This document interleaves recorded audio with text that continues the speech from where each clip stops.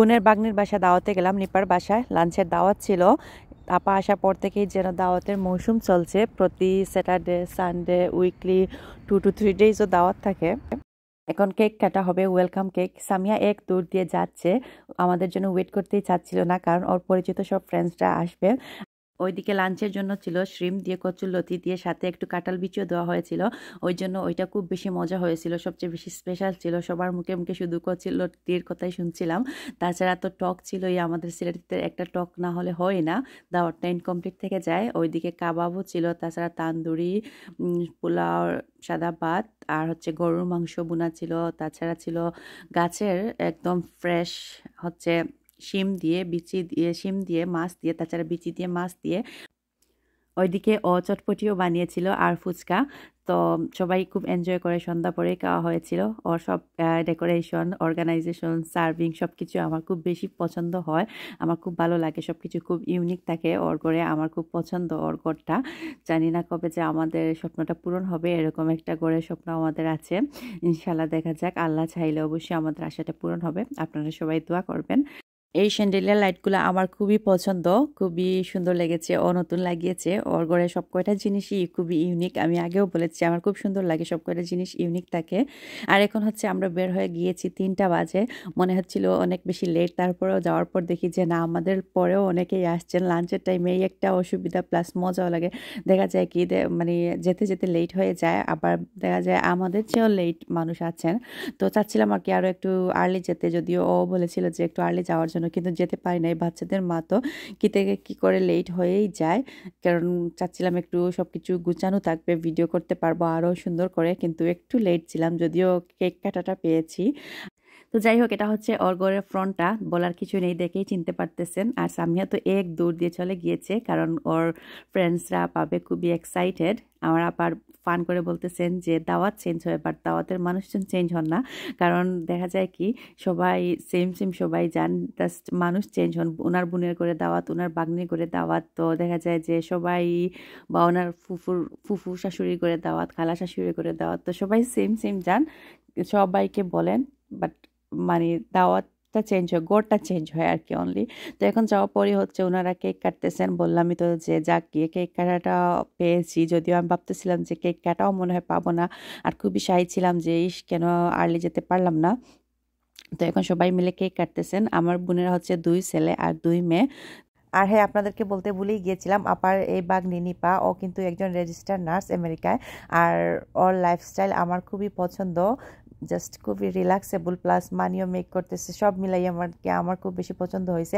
আমি সব প্রফেশনকেই রেসপেক্ট রেখে বলতেছি, লেখাপড়া করলে সব প্রফেশনেই এখানে মানি মেক করা যায়, সব প্রফেশনেই রিল্যাক্স। বাট আমার পছন্দ পার্সোনালি হচ্ছে নার্সিংটা। আমি আমার বাচ্চাদেরকে নার্স বানাবো ইনশাআল্লাহ। তাকে না কেউ ডাক্তার, কেউ নার্স, কেউ ইঞ্জিনিয়ার হবে।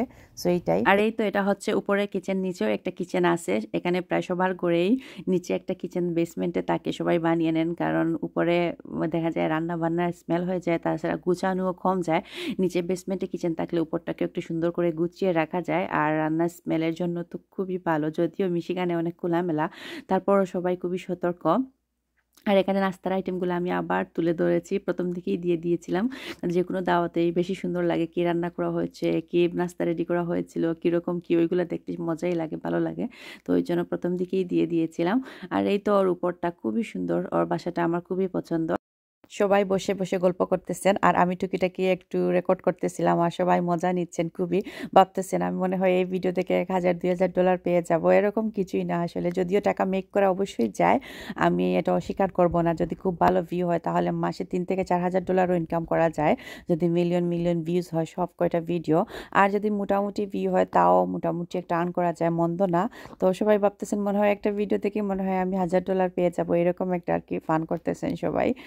তো টাকাটা বড় না আসলে, টাকা যদিও ইনকাম করি তারপরও মনে হয় কি সবার ভালোবাসা যে পাই, যে জায়গায় যাই না কেন সবাই পরিচিত 2-4 জন থাকেনি, বলেন যে তোমার ব্লগ দেখি, ভিডিও দেখি, এই সেই, মানে এই জিনিসটাই হচ্ছে সবচেয়ে বড় পাওয়া আর কি। খুব বেশি ভালো লাগে এই জিনিসটা।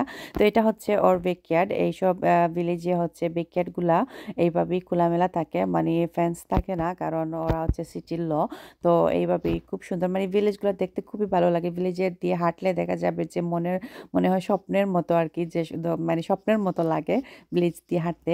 তো এখন হচ্ছে বেসমেন্টে যাচ্ছি। বেসমেন্টে ও খাওয়া দাওয়ার ব্যবস্থা করেছে, উপরে কোনো জাস্ট নাস্তার আইটেমগুলো রাখা হয়েছে, আর নিচে তো এখন টেবিল মোটামুটি গুছানো হচ্ছে।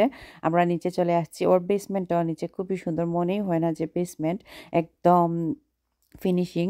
ওরা সবাই মিলে ভাত রেডি করতেছে, ওর বোনরাও ছিল, তো সবাই হেল্প করতেছে আর সব কিছু খুব গুছিয়ে সুন্দর করেও দিচ্ছিল ও।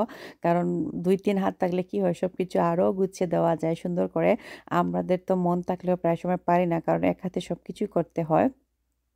আর এখানে হচ্ছে আরেকটা টেবিল রেডি করা হয়েছে বাচ্চাদের জন্য, কারণ বাচ্চারাই মনে হয়েছিল 8 থেকে 10 জনের মতো।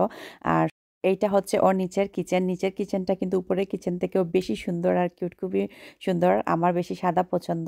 আমি 2বার বলেও নিয়েছি অলরেডি যে ওর ঘরে সবকিছুই আমার খুবই পছন্দ হয়, মন মতো, মানে খুবই ইউনিক থাকে সবকিছুই। ওর ঘরে মুভি থিয়েটারও আছে ওর বেসমেন্টে। তো জাস্ট বেসমেন্টটা উপর থেকে আরও মনে হয় সুন্দর লাগে দেখতে। যদিও উপরটাই সুন্দর, তারপরও মানে বেসমেন্টের তুলনায় মনে হয় যে না, বেসমেন্টটা এত সুন্দর। আর এই তো হচ্ছে মুভি দেখার জন্য সব বাচ্চারা খুব এনজয় করেছিল, সন্ধ্যার পর সবাই বসে বসে দেখেছে। আর রাতের বেলায় বাকি বড়রা সবাই।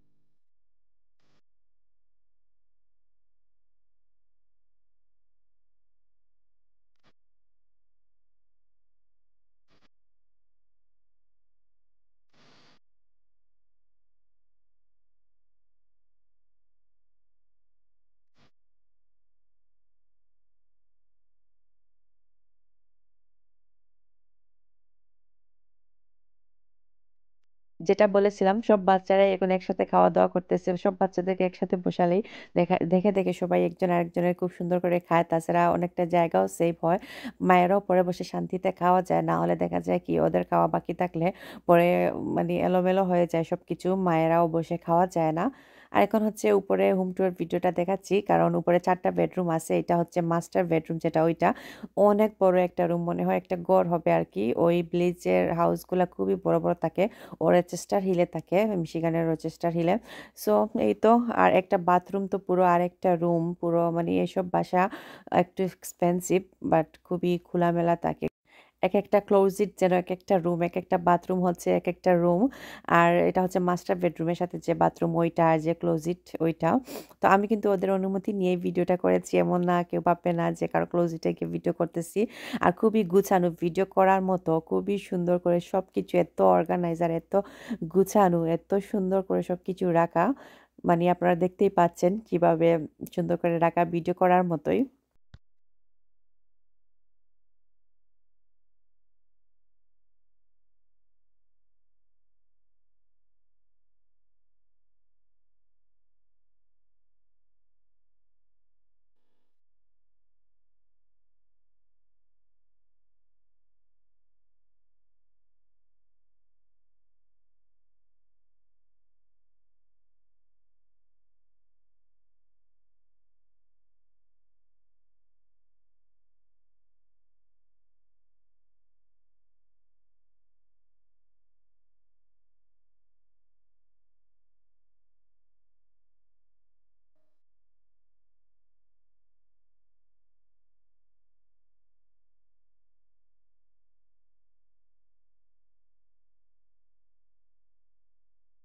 তো যাওয়ার পর টেবিলটা রেডি হতে হতেই আমি হোম টুর ভিডিওটা করে নিয়েছিলাম। তো রান্না কী কী হয়েছে সেটা আর এখন বলছি না, প্রথম দিকেই তো বলেই নিয়েছি কী কী রান্না করা হয়েছে, কোনটা স্পেশাল ছিল বেশি।